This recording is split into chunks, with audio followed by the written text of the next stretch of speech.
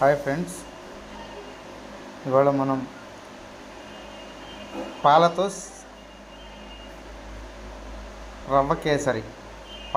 రవ్వ కేసరి ఎలా చేయాలి అనేది మనం చూస్తున్నాం. ముందుగా నేతిలో జీడిపప్పుని బాగా దోరగా వేయించుకొని తీసి పక్కన పెట్టుకోవాలి.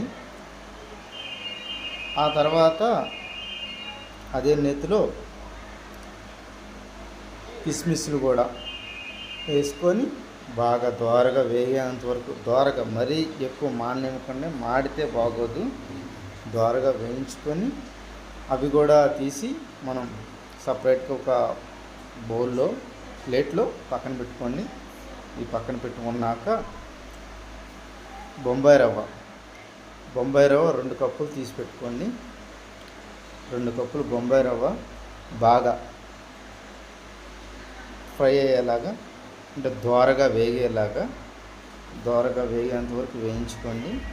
గోల్డ్ కలర్ వచ్చేంత వరకు కూడా వేయించుకొని తీసి పక్కన పెట్టుకోండి. పక్కన పెట్టుకున్నాక బౌల్లో వాటర్, 2 కప్పులు వాటరు, 1 కప్పు పాలు, 2 కప్పులు రవ్వకి 2 కప్పులు వాటరు, 1 కప్పు పాలు తీసుకొని బాగా మరగనివ్వాలి ఫ్రెండ్స్. బాగా అంటే మూత పెట్టేసుకొని బాగా కాసేపు పాలు పొంగొచ్చి మరిగేంత వరకు మరగనిచ్చుకోండి. బాగా మరగనిచ్చుకోండి. ఈలోపు ఖాళీ ఉంటే నా ఛానల్ని సబ్స్క్రైబ్ చేసుకోండి ఫ్రెండ్స్. కోటేశ్వరమ్మ ఛానల్. ఇప్పుడు బాగా మరిగిన పాలల్లో కొద్దిగా ఫుడ్ కలర్, నేనైతే ఎల్లో వేస్తున్నాను, నాకు ఎల్లో అంటే ఇష్టం బాగా, అందుకని నేను ఎల్లో వేస్తున్నాను. మీకు నచ్చితే రెడ్ వేసుకోండి, మిఠాయి కలర్ వేసుకోండి, ఏదైనా వేసుకోండి, పర్లేదు.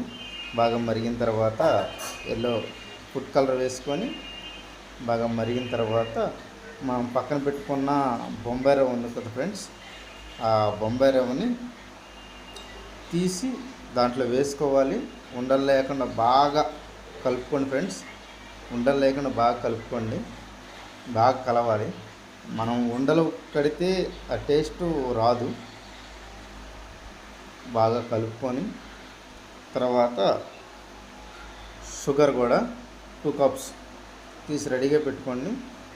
మీకు ఎక్కువ కావాలనుకుంటే ఇంకో 1 కప్ ఎక్స్ట్రా వేసుకోండి. నేనైతే స్వీట్ ఎక్కువగా తింటాను కాబట్టి నాకు 2 కప్స్ పైనే వేసుకున్నాను. 2 కప్సులన్నర వేసుకున్నాను.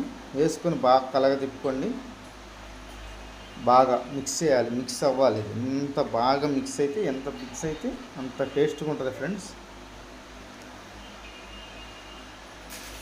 బాగా మిక్స్ అయిపోయిన తర్వాత మనం రెడీగా జీడిపప్పు, కిస్మిస్లు ఇవన్నీ దగ్గర పెట్టుకున్నాం కదా, అవన్నీ గార్నిష్ చేయాలి. గార్నిష్ చేసి దాంట్లో వేసుకోవాలి ఫ్రెండ్స్. ఈలోపు అది రెడీ అవుతుంది కదా.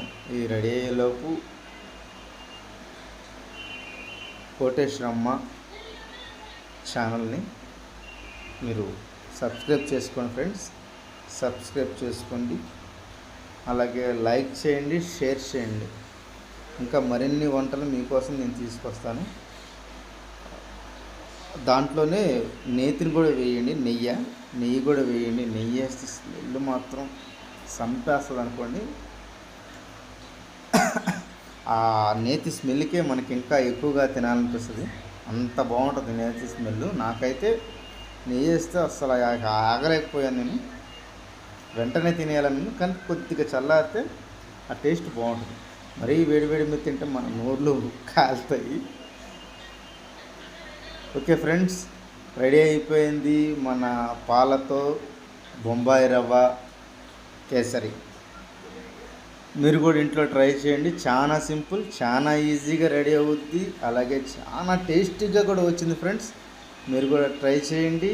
అలాగే వెళ్ళేటప్పుడు నా ఛానల్ సబ్స్క్రైబ్ చేసుకోండి. ప్లీజ్ లైక్ చేయండి,